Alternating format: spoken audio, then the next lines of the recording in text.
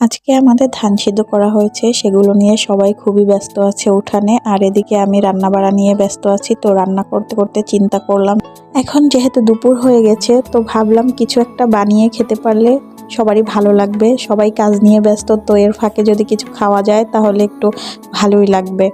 তো ঘরের মধ্যে চাল ভাজা ছিল, ভাবলাম চাল ভাজাটাকেই আজকে একটু ডিফারেন্ট ভাবে খেয়ে দেখি কেমন লাগে।